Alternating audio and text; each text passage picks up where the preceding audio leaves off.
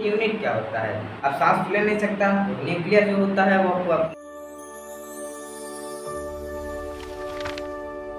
Shubham education में आपका स्वागत है।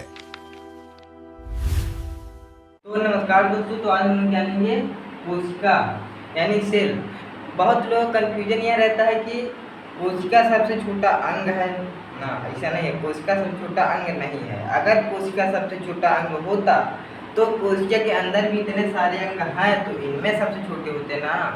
जैसे राइबोसोम सबसे छोटा अंग है ना कोशिका का, तो ऐसे ही कोशिका सबसे छोटा अंग नहीं है, कोशिका सबसे छोटी इकाई है। अब आप लोग कहेंगे इकाई क्या है, यानी यूनिट, जिसे अंग्रेजी में यूनिट बोलते हैं।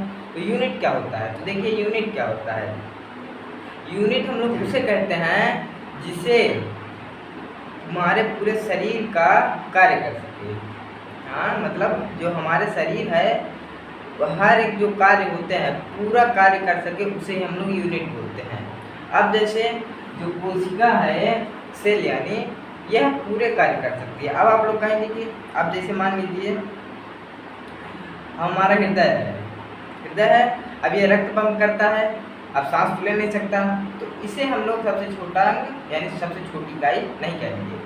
सबसे छोटी इकाई यह होती है जिसमें पूरे कार्य हो सके, जो पूरा कार्य कर सके, तो यह होता है यानी कोशिका। इसके अंदर देखिए जैसे माइटोकॉन्ड्रिया ऊर्जा बना लेगा, राइबोसोम प्रोटीन बना लेगा, गोल्गी बॉडी परिवहन कर लेगा, और ईआर अपने को मजबूती दे देगा, और वैक्यूल्स जो कि रक्त को पानी को अब्जॉर्ब कर लेगा, और लाइसोसोम जो होता है यह अपने अंदर का पाचन यानी पूरा कचरा साफ कर लेगा, और जो सेंट्रोसोम होता है यह अपने जो क्षतिग्रस्त को होता है वह ठीक कर लेता है, और न्यूक्लियस जो होता है वो ब्रेन है यानी पूरा सबको कंट्रोल करता है, पूरे कोशिका को।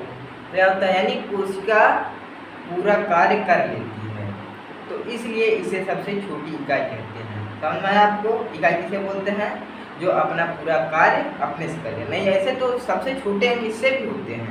अब जैसे कोशिका है, कोशिका के अंदर राइबोसोम है वो सबसे छोटा है, तो ऐसे ही होता है। यह होता है कोशिका यानी सेल सबसे छोटी इकाई। तो आपको समझ में आया? इसमें कोई कंफ्यूजन नहीं है। तो इसका एक स्क्रीनशॉट लेना चाहे तो ले सकते हैं। तो यह भी कोशिका का भाग था। चलिए हम स्क्रीनशॉट ले लीजिए।